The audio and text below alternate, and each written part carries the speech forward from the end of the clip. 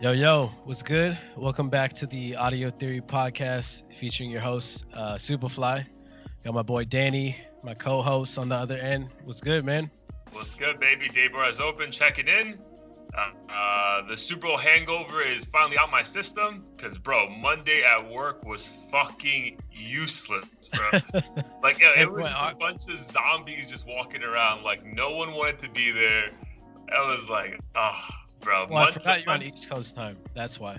Yeah, dude. Because, dude, watching sports on the West Coast is phenomenal, bro. Like, you're done at fucking 7 and, like, you have the whole night to do whatever the fuck you want.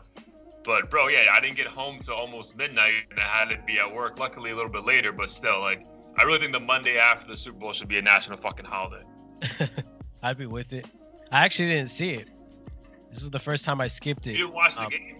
Not because I was, like, trying to protest it or anything, but, one, I didn't place any bets. I wasn't too into either team. And then as I was about to watch it, I mean, one, I don't have cable, and then I was going to watch it through Hulu, but I realized on the TV in my room, at least, we don't have Hulu Live, so I was like, fuck it. I'm just going to...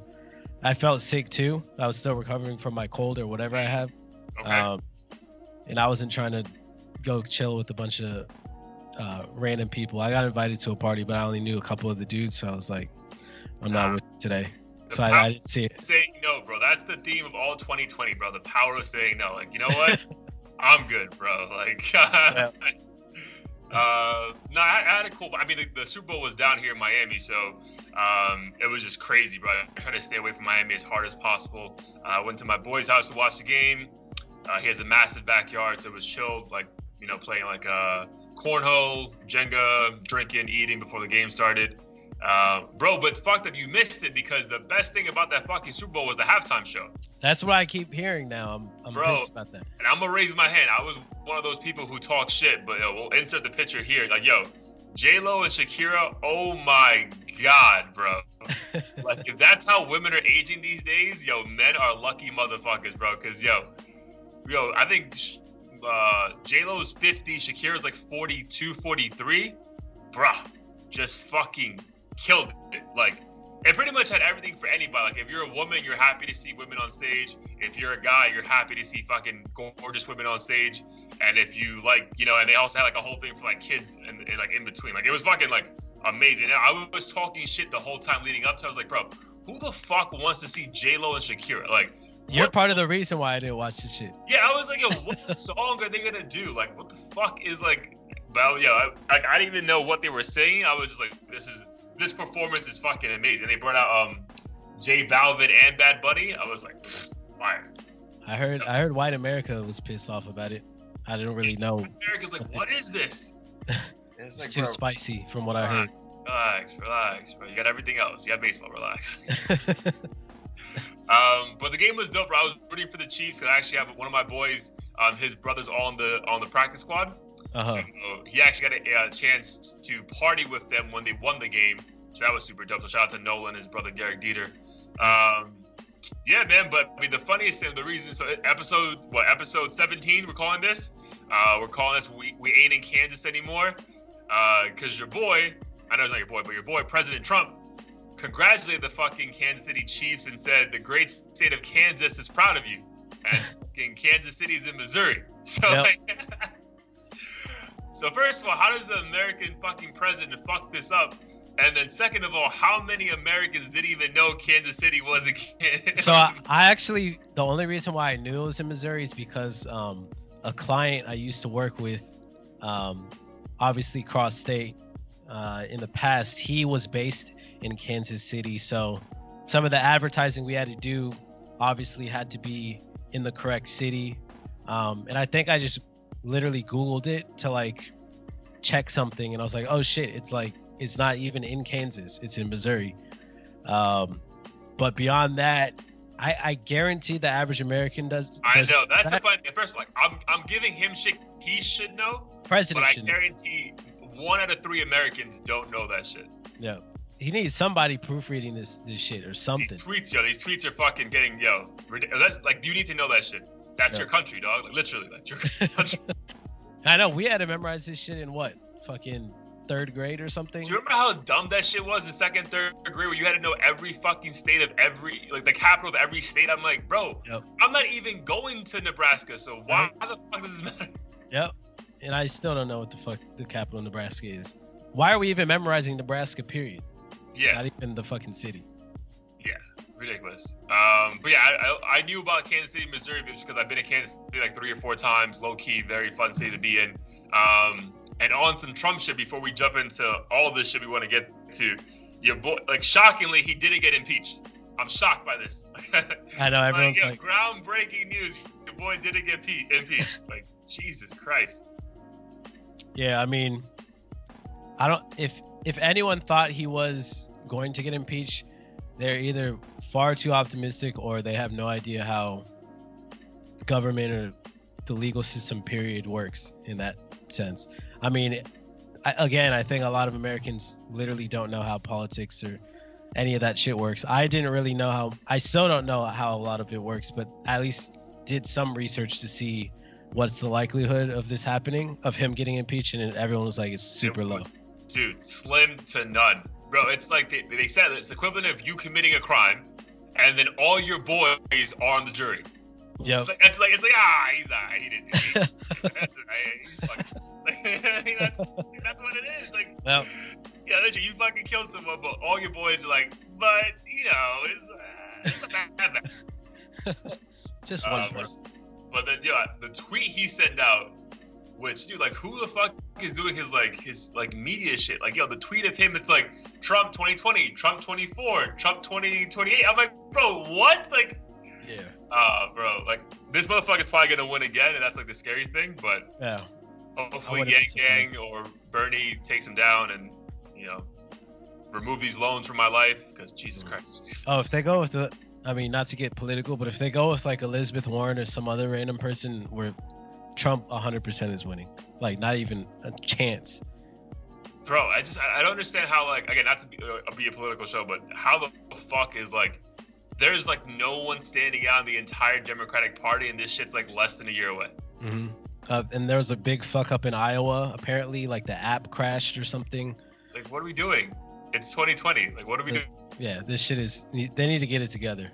We're fucked. We're fucked. But yep. All right, we ain't in Kansas anymore. Episode 17. Let's get this shit out and cracking. Let's fucking talk about it. There's so much to start off with. So Super Bowl, you didn't watch it. It was a good game. Shout out to the Chiefs for winning that. Dude, what do you want to start on? But we have so much. We got albums that dropped last week that we didn't even know about. We got some Uzi Vert news. We got some Roddy Ricch still being number one. What do you want to talk about? We could start with the new albums. Okay. I know Russ announced the release of his new album. I had a chance to check that out. I didn't listen to it in its entirety. Listened to a handful of songs. My favorite one so far, at least, is Guess What with Rick Ross. Fire. Kind of like that, like mafioso vibe thing going on there. Russ has always been like a talented, very talented lyricist, in my opinion.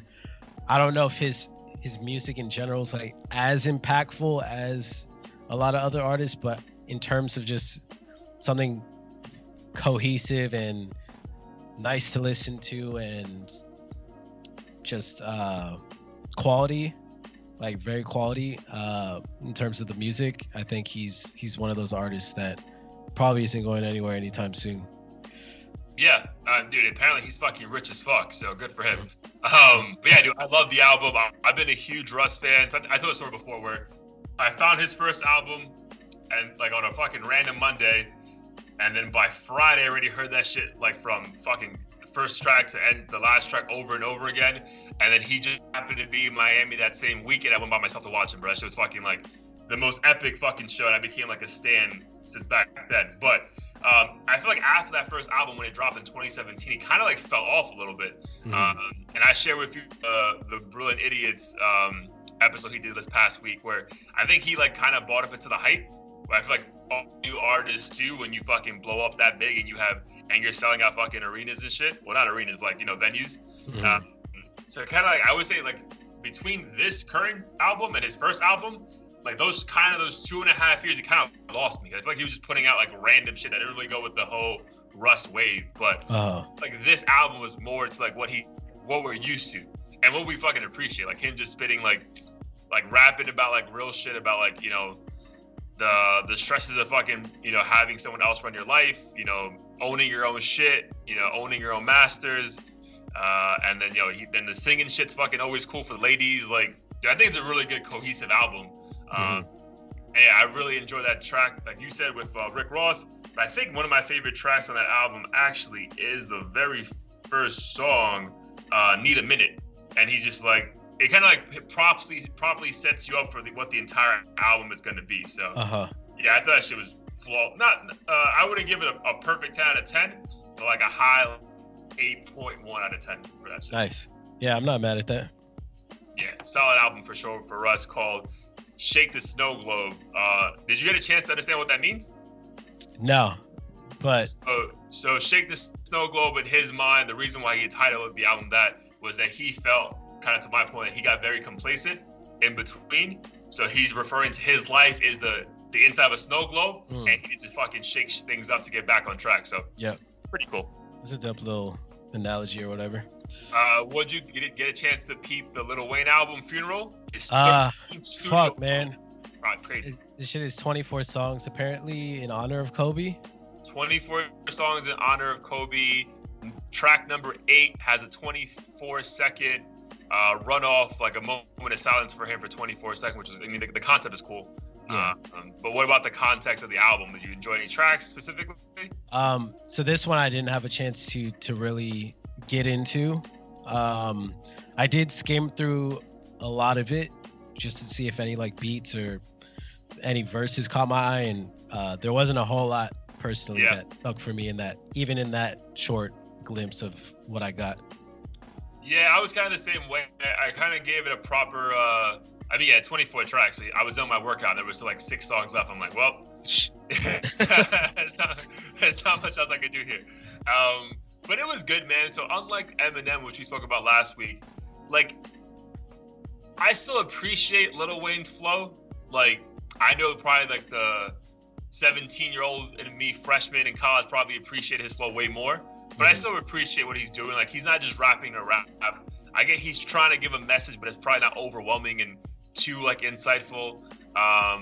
One track that did stand out to me, I don't think it was an amazing song, but it felt nice, was he has an XXXTentacion song. And it feels like an XXX song, like a fucking song. Like if he was here, he would perform at a fucking like Rolling Loud, and like the crowd would go fucking crazy. Like that super like gloomy but hip hop fucking like rock and roll beat. Yeah. So that was cool. That was a cool track. But yeah, I wouldn't say it was bad, but like yeah, like I'd even like, so for the most part, actually like without even like thinking, I just automatically download the album and listen to it later. With this one, I was like, let me just listen to it first, and then I'll download it. And I was like, there's no point in downloading this shit. But it was all right. Like, kudos to him for just, you know, still wanting to rap and still want to be relevant. He did a couple interviews leading up to the album dropping, like on Drink Champs and other stations, and like he's still super insightful. He still clearly loves the art form, so you can't get mad at somebody about that.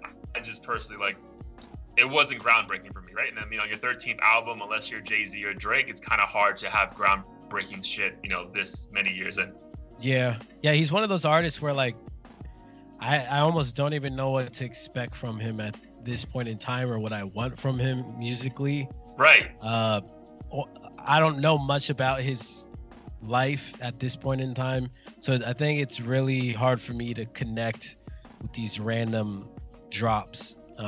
It doesn't seem like it hits as hard as it used to. Like Harder 3 was the last time where I was like, oh my god, this dude is legendary. Now it's kind of, I won't say I'm over him, but I'm not checking for it the same way I'm checking for other people at his level, whether you consider that to be Jay-Z or Drake or someone like that.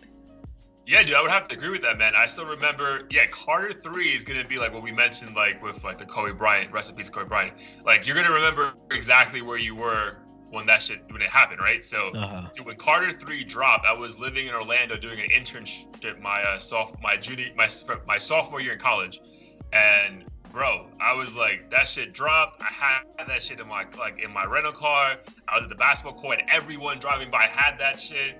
And then I remember being like I was flying back home. I had to stop at Heathrow Airport in London, and like there was posters all over the airport with his shit. Like, I was like, damn, this album really is a fucking movement. And that was like the last hip hop album to ever sell 1 million copies in week 1. Yeah, this is not that, right? But yeah, we're not as invested with Lil Wayne as we were back then, right? Because thinking about Carter 3, that 4 years leading up to it and the 3 years after that, man, it was mixtape after mixtape. You were just fucking fully invested in like, yo, what's the next thing dropping? Like, what's the next thing, Young Money, right? Yeah. But then he just went away for a while when he had that beef with Baby, and like he just wasn't dropping any music. And I don't know if it hurt him, because I feel like this guy is still fucking absolutely paid and doing fine. But as far as that, you know, I feel like the non-Lil Wayne stands no longer were as invested in like, all right, the next thing he drops, I have to check out. It's like, all right, if I check it out, I check it out. But if I don't, like, you know, my day is fine. Whereas, you know, Drake dropped a song at 12 o'clock. By 12:05, we have a full review ready to go. So, like... Yeah, I mean, maybe it's the fact, too, that there's just so many clones in this day and age. It's hard to be so clingy to one artist or the other. And I think the only reason why someone like Drake can still have that relevancy is he's dropping shit all the fucking time. And with that, you feel the need to satisfy that addiction, I guess. Whereas Wayne was just gone. And I was like, all right, well, I guess I'll listen to these other 400 people instead. Yeah, dude, he dropped his last album, Carter 5, which is actually a pretty good album. I actually enjoyed that a lot. I was actually pleasantly surprised by Carter 5. Yeah. But that was the summer of 2018. So it's like you then went a year and a half and we didn't really hear of you until, boom, I got a new album. It's like, what? Yeah. Like, was there were we meant to know about this? Like, yeah. Remember he and Lil, remember when he and T-Pain at one point were basically doing songs back to back, kind of like a Rich Homie Quan Young Thug type shit. And they kept saying, oh, we're going to drop T-Wayne. And that it was basically the Chronic or Detox version for them. Yep, it never happened. I think they finally released some shit like a couple years ago, but man, it sounded so outdated. Yeah, I was like, am I in fucking 2004 again? I'm like, bro, this is not like you had your moment 10 years ago to drop this. Like, you lost the moment, bro. Like, you fucked this up yourself. Yep.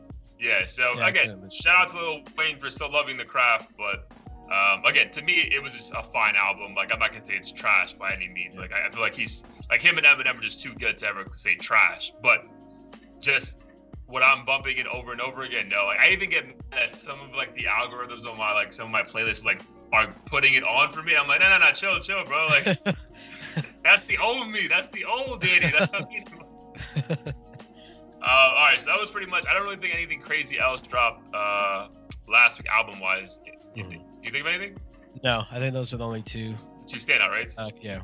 All right. So speaking of Rush, though, so I checked the Brilliant Idiots interview, and shout out to them, Charlamagne the God and Andrew Schultz, doing great work. But they had Russ on last week to discuss a bunch of things.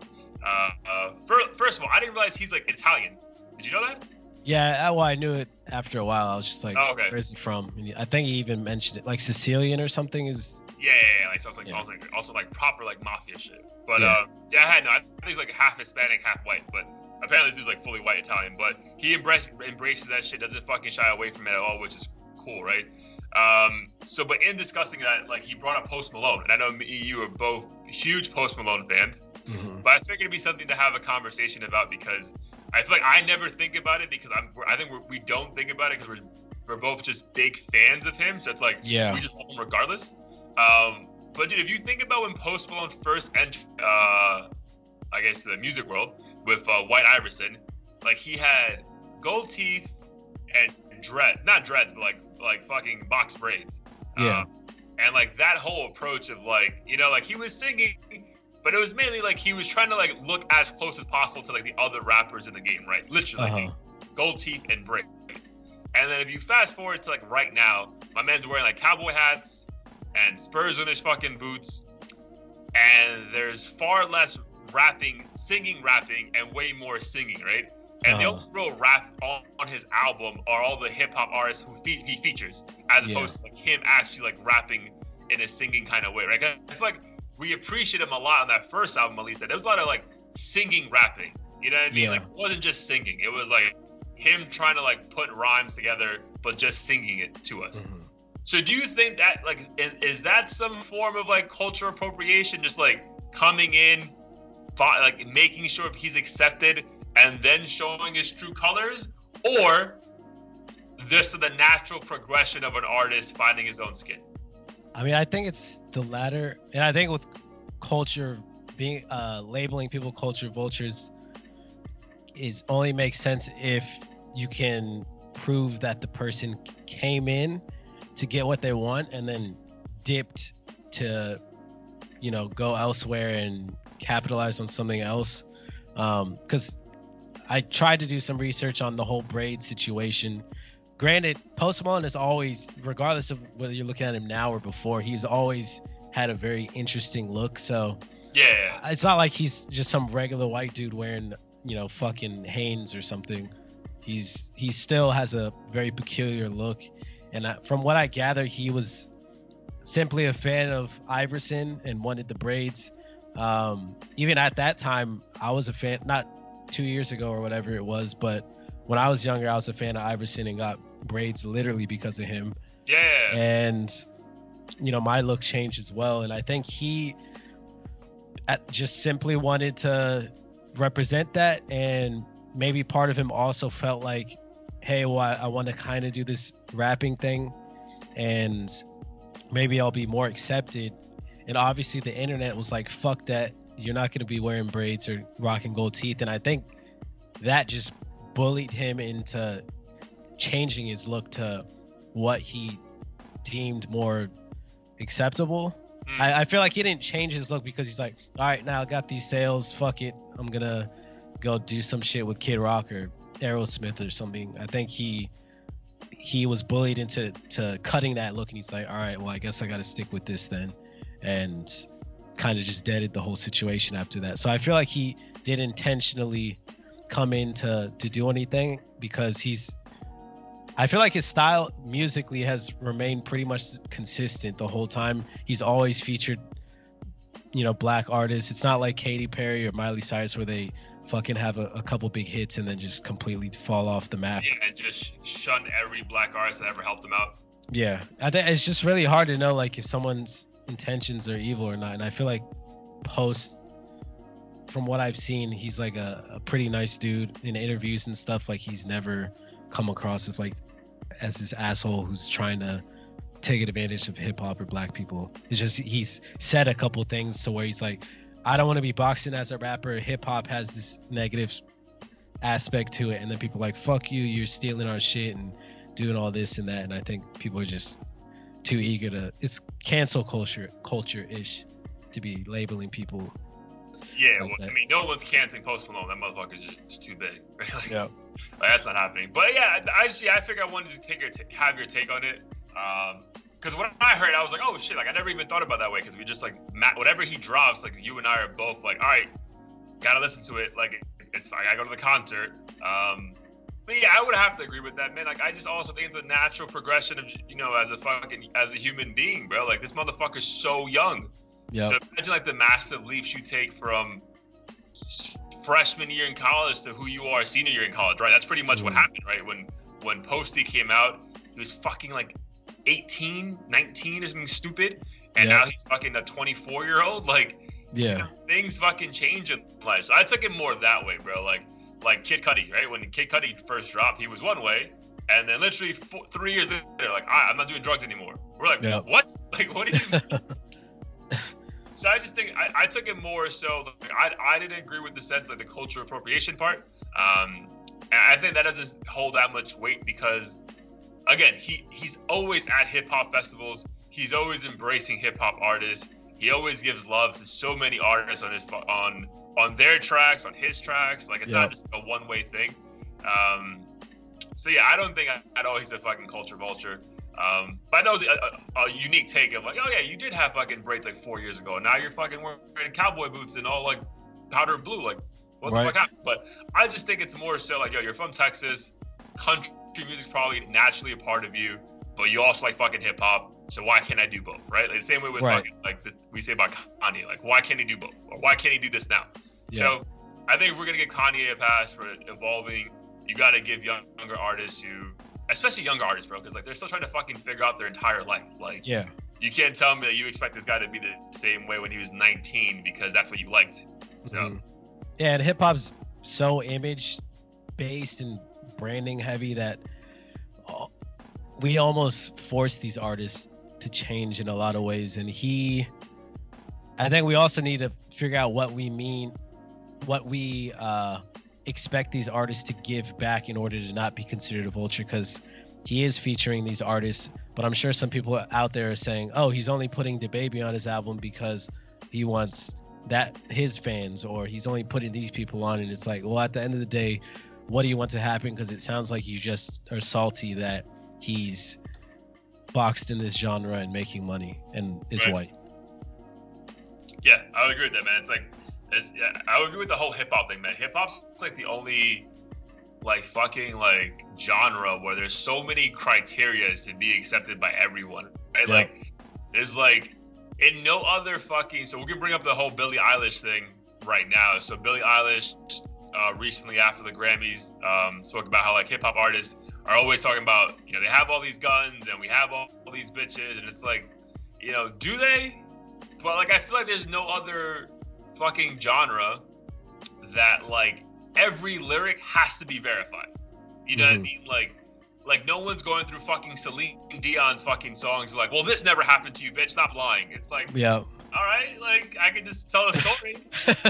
And like in hip hop, it's like, I'm gonna come through your block and and now you're waiting for the artist to show up at the block and like, oh, you didn't do shit? It's like, bro, like fuck, it was a fucking song. Like let me just fucking like share a story or someone else's experience and let me put my own take on it. It's like, no, dude, everything you say has to be exactly how it is, or you're fucking a fraud. And it's like, it's just funny to me how like literally no other industry, no other genre, that's a requirement. Yeah, I think it's interesting because it's almost like influencer music in a way where you can, I think it's so popular because people can be themselves and literally make music off of that and get rich and famous just talking about themselves basically. But since everyone around them is exaggerating, you almost feel like you have to exaggerate to get on that level. So I'll see a lot of like random artists be posted on World Star and shit who haven't made it, and they're talking about how they had 15 bitches last week and this and that, and they're selling drugs and doing all this crazy stuff. They might have sold like one blunt like 3 years ago to some homeless dude or some shit. Yeah. On Craigslist.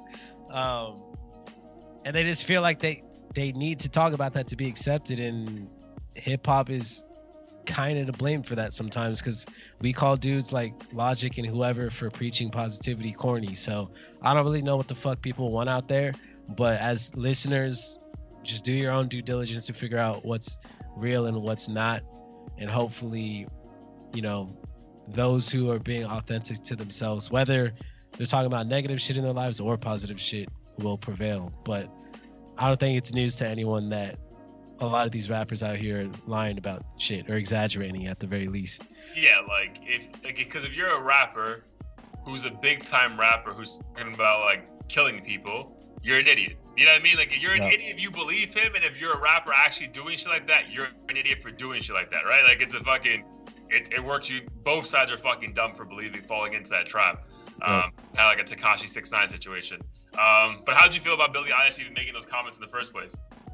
I think her comments are true. I just think it's random and makes no sense why it would just come out of the blue like that. Did someone press her on like? Yeah, I think it was like a normal. I didn't see the whole interview, so I don't want to take it out of context. But yeah, I think it was like a normal interview. She was just talking about. I mean, she has a lot of hip hop friends. Yeah. And if you think about it, bro, her music is kind of like trap music. Like, I mean, like it's kind of like gloomy. Like, and she's not really singing too. Like, she's not hitting any crazy high notes when she sings. So it's. She's kind of rapping, I don't know. Like, I feel like I see a lot of like hip hop influence in her music. especially in her, like the beats that her and her fucking brother make. I'm like, these are fucking trap ass fucking beats. Yeah. So I guess she, I mean, again, and guys, I think she's fucking friends with Drake. And like again, going back to fucking cancel culture, like they were giving Drake shit for like texting her and like giving her kudos, and like Drake's 34 years old, he shouldn't be fucking texting a 19-year-old girl. Oh man, he better quit. That's gonna be his reputation, is like pedo Drake, pedo like, Drizzy. Oh my god, like let my man just fucking, like if he's giving these fucking bitches like encouragement, like why are you mad, bro? Like, people need to, like, obviously any budding artist, Drake, you know for a fact, is talking to him, whether or not it's public or not, because he wants to be a part of every budding artist's every part of their career at some point. So I feel like it's not unusual for him to be congratulating these people and potentially wanting to build relationships with them. If Drake and fucking Billie Eilish put out a song right now, the internet would explode. Number one, 35 weeks in a row. Yep. Fucking 87. Yo, Lil Nas X is done, bro. That record's going down. But yeah, I think people just didn't like it because she came across as pompous and I think she was saying her own storytelling is authentic, or at least the better fictional type of storytelling, rather than I got bitches and this and that. She's talking about seducing people's fathers apparently, and all kinds of stuff that she probably thinks is more artistic than I got 100 bitches and 20 guns. Yeah, no, I mean, I don't think anything she said was wrong. It was like, I was like, oh, I kind of laughed. I was like, yo, like, she's right. You know what I mean? And yeah. she probably has a bunch of hip hop friends. She's like, bro, I know you to do that shit. So like, yeah. like, why do you feel the need to? Because I'm pretty sure like other artists see hip hop artists as like, bro, like, why are you talking about this shit? Like, you can be. Yeah. I know you as a person that's probably, and you have probably way better stories to tell. Like, why you're letting the industry determine what you're gonna talk about. So maybe she was coming from that point of view. Like, yo, like you have great stories to talk about, even if it's just you going to fucking In and Out. You could probably make that sound like amazing. Like, why not talk about it then, as opposed to, I got 1540 AK-47s, and I was like, no, you don't. Well, she won a bunch of Grammys, so people are gonna find any reason to be pissed with her. Yo, everyone's hating Billie Eilish right now. I bet she's the biggest. That girl, sorry, is the biggest in the world right now. All right, speaking about white people talking about black people stuff, G-Eazy and Megan Thee Stallion. Yep. I don't know if it's official, but for at least 2 days, they pretty much shut down the internet because people were convinced that they're dating. There was a video of her like laying in bed and G-Eazy just like licking her face. I was like, bro, what is happening? It's hilarious. They put that video, they put that clip of that movie Road Trip, where the skinny ass white black girl from like the sorority. I was like, bro, that is the internet is so undefeated, bro. Like, that was fucking amazing. Hilarious. I mean, I think it's funny just because how skinny he is and how thick she is. That combination is just hilarious to me. Dude, hilarious. But they also they did her wrong though, because they fucking put like the girl who looks like Lizzo. Like, she's not that big. Like, like Megan Thee Stallion's fucking sexy. Like, yo, she's like thicker, but she's still like. She has like a fucking tight stomach, and like she's not like Lizzo, like all but she's not the same. But do you think like the community was fucking embracing this shit, or just shocked by it, or just like, oh, what the fuck is happening now? Like, I think shocked, because we rarely see male rappers, period, or even just white celebrities, period, dating black girls. And in the rap game, I mean, anything that makes news is that much more interesting to people. Yeah. G-Eazy, I don't think we've really seen his dating life. We just expect white rappers like him to be dating white girls, and he's dating a very thick girl. So he was dating Halsey for a minute. Yep. And she's like the quintessential basic sexy white girl. Yeah, basically. So no one's shocked by that relationship. But Megan Thee Stallion, like, arguably, I don't know, she falls into that like ratchet stripper category. I don't want to like degrade her, but that's where her music falls into. And to see someone like G-Eazy with her, I guess it's just an interesting combination we haven't really seen ever in rap, from what I can remember. Now look at Mac Miller. He was, if Mac Miller was dating like fucking, I don't know, Nicki Minaj or some shit, like we'd be like, what the fuck? What the fuck? Yeah, facts. Yeah, because G-Eazy, just because it looks like a drastic change from what he was dating before, but obviously the internet again being undefeated, they found like a high school prom picture of him with like his like black girlfriend at the time, and they were like, "Yo, G-Eazy was about this life," and like he had cornrows on. I was like, "Yo, oh shit, nice." Oh, you didn't see that one? I'll find it up right now. We'll share it. But yeah, it was literally like that prom picture pose, and he got fucking cornrows in. I'm like, look at this motherfucker. Oh, but shit. yo, Megan Thee Stallion really has been around. Yo, ever since she broke up, she was dating Moneybags? Moneybag Yo? Yeah. Or something, yeah. Yeah, so ever since they broke up, bro, she's been like linked to like every single dude in hip hop. Like there's a video of her driving alone with Wiz Khalifa and kissing his cheek. Oh, Trey Songz. Trey Songz. I'm like, yo, what is happening, bro? Like, so it goes to the thing like, yo, girls can't be friends with guys, apparently. Like, it just can't happen. Yep. And then just the internet, yo, if two people are together, they just assume they're fucking. But again, the videos she posts with these fucking dudes, she always tells everyone to calm down. But like, they're literally like licking your face. So like, what do you want us to think? Yeah, it's hilarious. I know when I looked at the video with G-Eazy, I'm like, this is some TMZ shit. He's probably just hugging her or holding her while they're listening to music. No big deal. But when I saw him fucking sucking the pores on her skin, I was like, all right, something must be going on. Or she just wants to make the headlines. I really think headlines, bro. Like make her ex-man mad jealous because, dude, she shuts down all these rumors literally 3 days later. Oh, yeah, Wallin. You know, I'm like, no, we're not, bro. Like, we saw this shit. Like, this is what I saw. Like, tell me, how am I wrong? All right, man. So that was a funny little take. I mean, again, that shit was like over in like a day and a half. But yeah, the memes and the gifs of that shit on the internet again was phenomenal. What else fucking popping these past couple days? Oh, dude, speaking of fucking like ratchet hip hop female artists. Bro, have you seen like the Meek Mill and Nicki Minaj shit going back and forth? Yeah, man, that's just disappointing to me. That's one of the things that makes me, I won't say ashamed, but bothers me about hip hop is I feel like this is the only musical genre where dumb shit like this happens amongst millionaires for no reason. Facts. Do you want to share like what you saw? All I saw is, well, the first story I saw was apparently they crossed paths at some luxury brand store, designer store, and I guess Nicki said some shit to him or the boyfriend, and then they had a shouting match inside the store. And what most recently happened is I think Nicki Minaj called him a woman beater on Twitter. Classic apparently he beat like his sister or some shit and like taped it. Damn. Which is like, I mean, I don't know if that's true, and it just seems like, I don't know, like it just seemed petty, bro. Like because for me, like I feel like they had a very amicable breakup, right? Like they just broke up.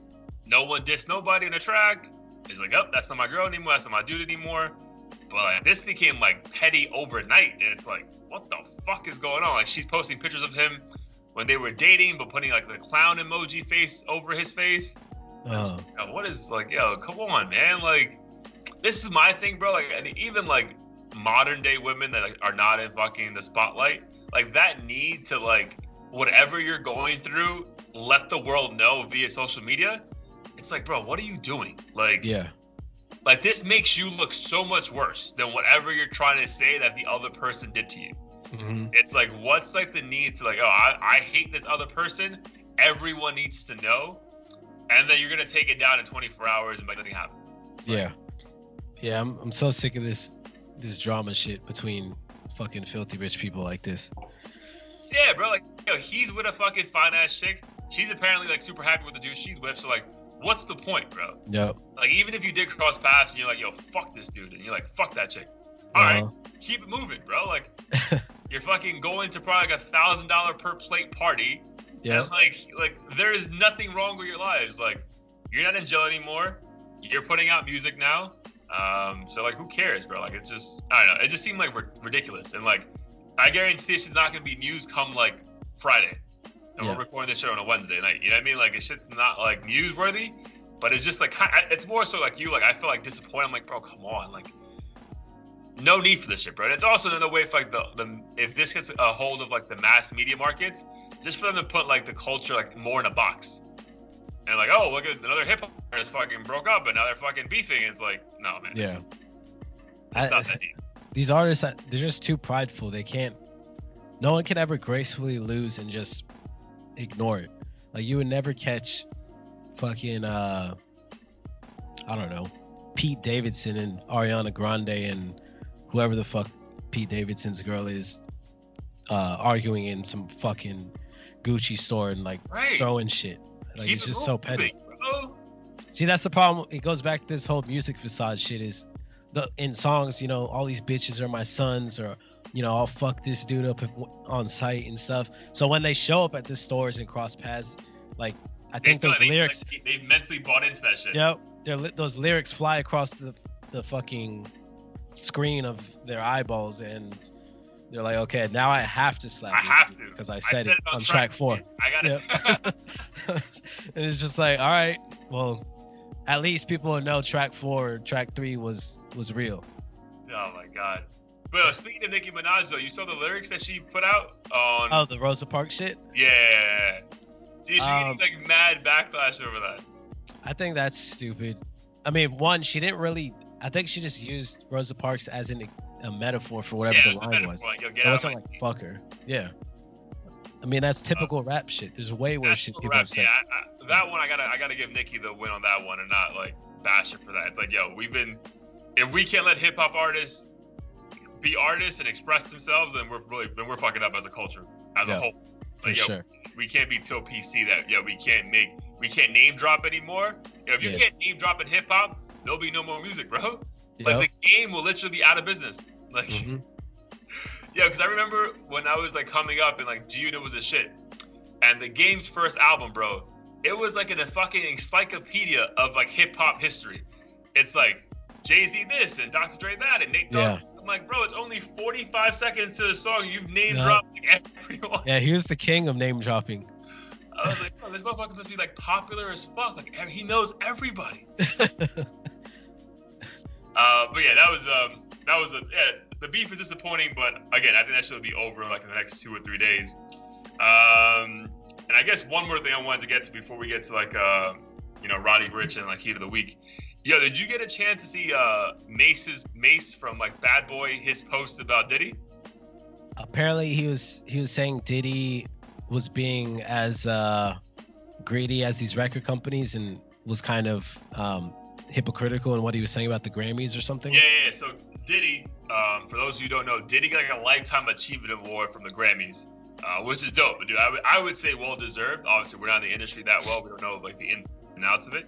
But I would say well deserved because motherfucker's been around for like 30 years and making money and putting out quality music. You would think, and just I mean to be on the Forbes list every single year, gotta be doing something right. I would think.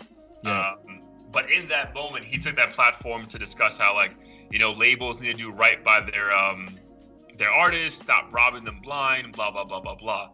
So Mace went on a fucking rant.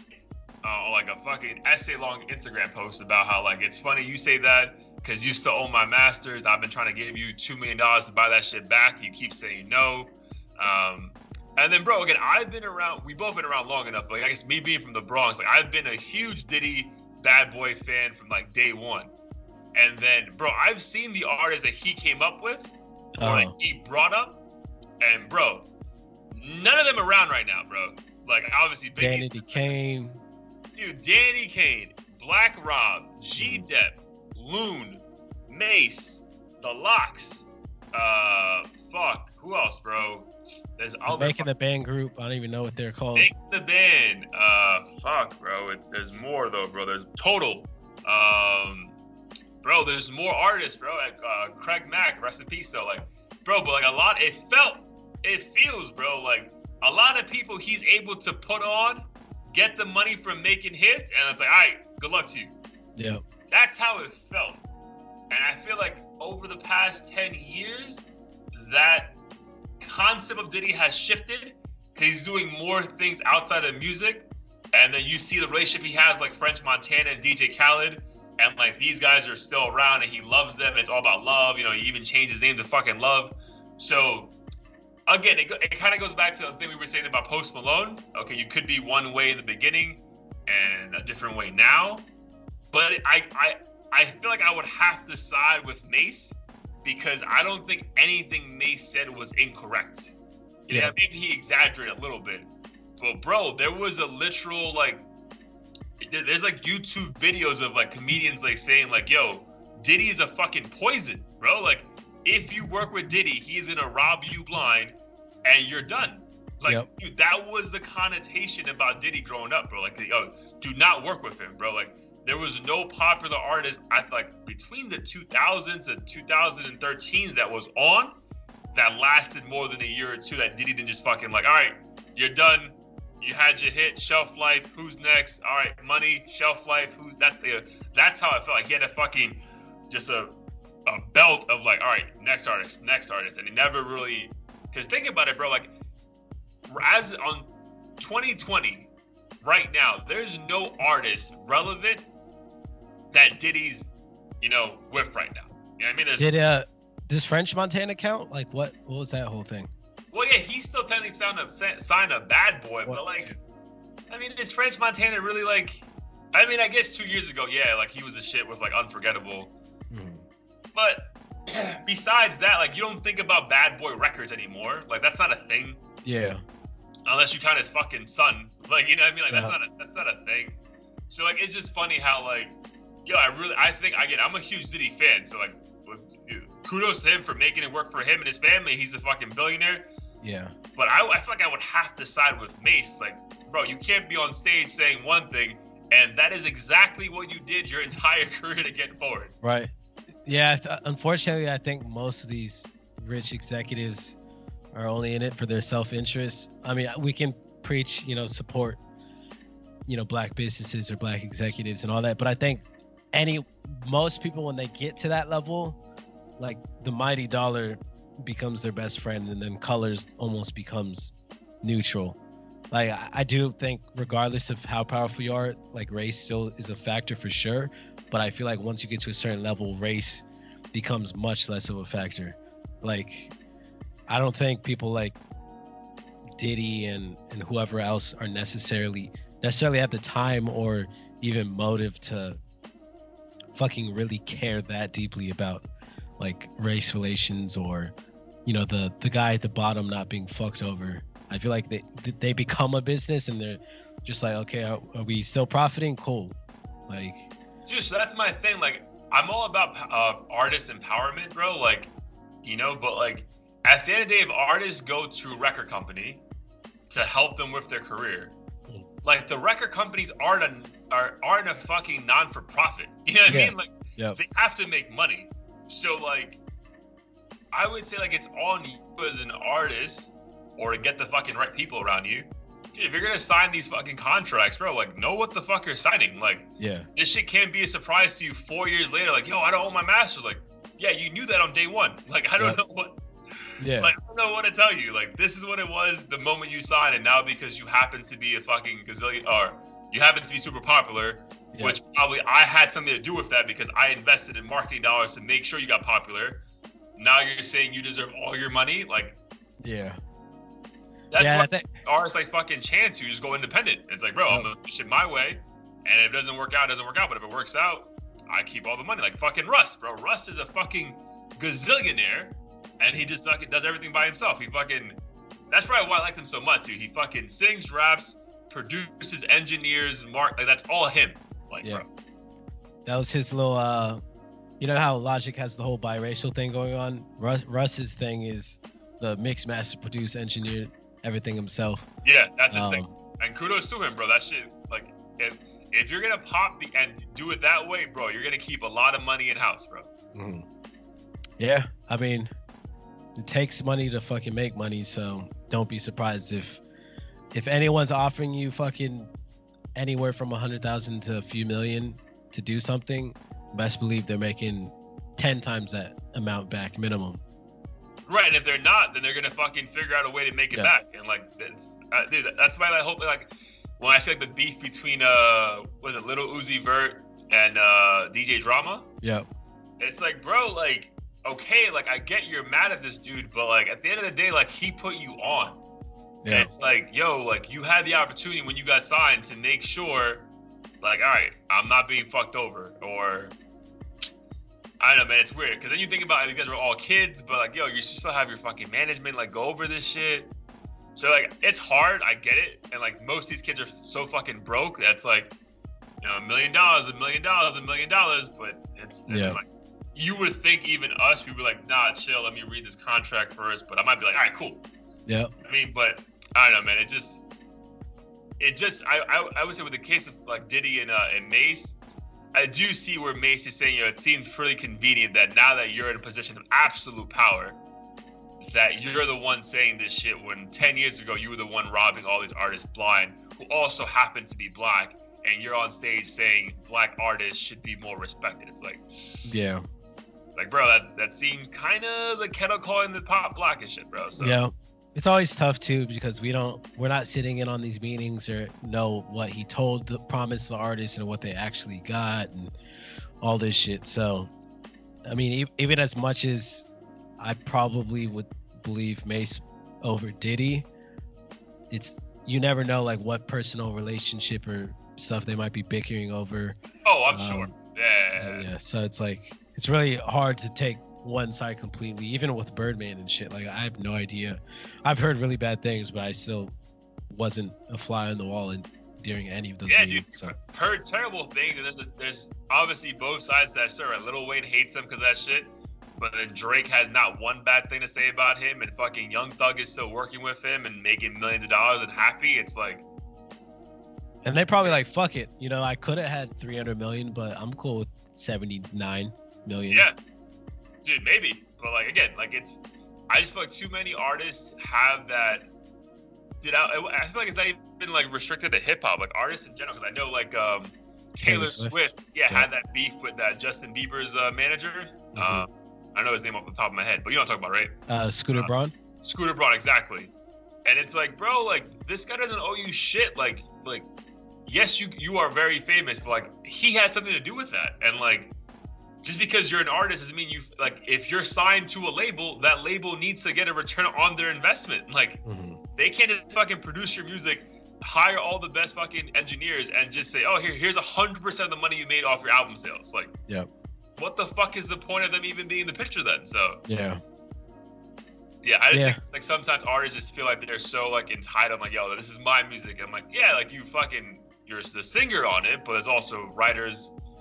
Studio sessions that were purchased, fucking budgets. Like, it costs a lot of money to have a fucking Beyonce feature. Like, yo, who's paying? Like, we paid for that shit. Yeah. We're getting our money back. Yeah. I think people are quick to forget actually that before you get into the business, you're in your room fucking recording shit and saying what you want over whatever instrumental you want. But when it becomes a business, it's no longer necessarily about the art itself. It's the whole package, marketing it, producing it, distributing it, and everything. And I think that turns a lot of people off, and that's why a lot of rappers who make it keep saying, you know, how they miss the old days when it was simple, because now this shit's a business. Like, it's not about fucking just you spewing your feelings over some instrumentals. There's so much money and huge teams that go behind all this shit. So you might be making I don't know, $1 million show, but to put on the fucking show it might cost $400,000 or some shit. Facts. And they're not trying to hear it. Okay, which is funny because I never thought I would be on this side of the fence saying that I like kind of support like the record companies more. But I feel like I kind of do. Like I kind of maybe not more, but when people give record companies shit, I'm like, bro, they didn't force anyone to sign anything. You know what I mean? Like, it's like, hey, we're gonna try our hardest to make you this, and this is the cut we want if it happens. Yeah. You know what I mean? And like I guess now that we're adults and we're both in the business world, it's like, all right, how can you not respect that? It's like, how can you get mad at a fucking other company that fucked you over when you willingly signed a contract that stated everything you agreed to, right? That's the whole point of like agreements. Like, you agreed to it. No one forced you. So that's what it is. And now that the fact that it's no longer working to your advantage, you're like, nah, this is bullshit. It's like, well, bro, like that's what the agreement was when you signed it. So yeah, and it's a very, I mean, from what the little that I know about the music industry, a lot of these artists are manufactured. So like, for instance, the Catch Me Outside girl, Catch Me Outside, clearly she wasn't fucking that invested in music before she went viral. So Atlantic Records is tapping into these $1 million producers to make $1 million beats, $1 million writers to make $1 million hits for her. Even with all that investment, she's not a fucking superstar. So I'm sure her deals says, yo, you owe us goddamn near everything 100%. That you're doing. Yep. So 10 years from now, I don't want to hear a goddamn thing from her if she looks at her check and Atlantic Records is taking 95% of it. Yeah. He's your ass is a fucking ignorant ass white chick from whoever town. Fucking Dr. Phil. So yeah, I agree with that 100%, bro. So yeah, it's funny. Again, I would never thought I would side with a fucking record company, but I feel like I'm siding for sure on them on that one. And then last but not least, but I feel like we have to give an honorable mention because this whole Roddy Ricch wave is crazy, bro. So as of right now, going into this week of the year, he's gonna have the #1 hip hop album again, and then this is the longest run of the #1 hip hop album in the country since 50 Cent Get Rich or Die Trying. Wow. Yeah, that's almost what, 2006? No, not 6. It's like 2000. Yo, almost 20 years ago, bro. That is crazy. Partially thanks to Justin Bieber and Selena. Yeah, for sure. Yeah, maybe. Well, dude, kudos to fucking him for just having that, dude, riding the wave and putting out music that people actually enjoy, right? Because at some point you would think that would go away, but he's been fucking consistent, bro. And it's like, it's almost like someone keeps finding another song on the album they love, and then that one goes #1. You know what I mean? So yeah, good. Shout out to him. I said I enjoyed the album. Nothing special to me, but again, I'm not a massive Roddy Ricch fan. Like, I think he's just a good artist, but again, #1 hip hop album for a longer run than 50 Cent 20 years ago. You definitely cannot be mad at that whatsoever. Yep. And before we get out of here, my dude, what is your heat of the week? Yeah. So my heat of the week, I am going to give this one to I think I'll probably give it to Russ. It's kind of annoying because I feel like a lot of my heat of the weeks happen to be white artists, so I don't want to build that reputation. All good. Including the runner up, which is Kid Laroi, the dude I sent you. That was my heat of the week. Oh shit. Okay, I'll let you get into it. But that was my runner up. But my heat of the week, I'm gonna give it to Russ. Guess what? I just really like the vibe of it, and it's cool to see him collab with Rick Ross. I think he fits really well with that mafioso sort of beat. Interesting combination, really random, but it worked well for me, and I'd like to see him do more of that. It's kind of well, he said he had a logo in his pool, and I saw the video, and that pool in that house is fucking huge. So if he's living there, man, that's like his house, bro. That's independent rapper money is where it's at. Where it's at. Definitely don't sign to a label if you don't have to. If you have the chance to write, produce, and engineer your own shit, do that. Yep. And you can do pornos in the booth, according to Russ in the chorus. Yeah, definitely do that shit. Yeah, dude. So my heat of the week is a song you sent me this past weekend. Kid Laroi, is that how you pronounce it? I think so. Kid Laroi, Diva, featuring Little Tecca. Bro, fire, bro. I heard that shit like 7 times in a row the other day. I was like, yeah, bring that shit back. Fuck. And like, it's a short song too. I think it's only like it's short as fuck. It's less than like 3 minutes long. But holy shit, yo, it's so clever. Like he has to be less than 18 years old? He's only like 15. Holy shit, bro. So not even this fool is barely in the middle of high school. He hasn't even gotten braces yet. His teeth all fucked up. Yeah, when he's already talking about hoes and kicking them out and shit. Yeah, that bitch I was like, yo, this is fire. And the crazy thing is he's Australian, but he doesn't sound like that at all on the song. Is he? Yeah. Oh, this shit has levels to the mind blowing right now, bro. Like, it's crazy. Yeah, but that shit was super fire. But apparently the people who discovered him are the same people who discovered Juice WRLD. Yeah, apparently Juice WRLD was like his mentor or some shit. Wow, that's crazy. Yeah. Yeah, but yeah, whoever's fucking the A&R team for that company, Jesus Christ, they can keep finding fucking studs. Yeah. I haven't heard any other song besides this one, but yeah, that song was very like concise. You know what I mean? It wasn't just like some random shit. It was like, yo, there's a proper beginning, a hook, you know, a mid, and they had a little back and forth, him and Tekka. Like, yeah, shit was like a dope song. Yeah. Conceptually, and then just like the song is fire in itself. Mm-hmm. So yeah, definitely. Thank you for putting me on that one. But how fire was my hit of the week last week? 3-0 Black. 3-0 Black. Yeah, All Talk. That song was dope as hell. I kind of had it in the background. I'll be honest, in the beginning, I was like, oh, he sounds kind of like a somewhat generic drill type rapper. Yeah. But as the song went on, like, I don't know, the aggressiveness of it got me. Bro. Like that, I tell you, like, yo, there was just 3. I was like, have you seen the music video though for that part? No, I haven't. It looks like a video game. It's the dopest shit ever. I can send you the gif of it, but something I never do anymore, bro. I never check out music videos like I did in the past, bro. Like I remember being like 13 years old and like we had like Morpheus back in the day and LimeWire and like spending like fucking an hour and a half to download one video because I was so dedicated. Like now, because I know I have it available to me on YouTube, I'm like, I don't want to see this shit. Oh. I mean, but I'll check out the video to that, and I'll check out the video to. I haven't seen the Russ and Rick Ross video yet, so I'll check that one out. I mean, that one, I'll be honest, that one's kind of generic. It's just them at a fucking like poker table looking like bosses. Yeah, and hoes in lingerie passing out shit, and that's about it. So cool. Yeah. All right, man. Anything else you want to touch on before we dip? Nah, I think we good. All right, so episode 17. We ain't in Kansas anymore. Check it out. Subscribe. Appreciate everybody listening. The numbers are going up. We appreciate that. Check out the YouTube page as well, Audio Theory.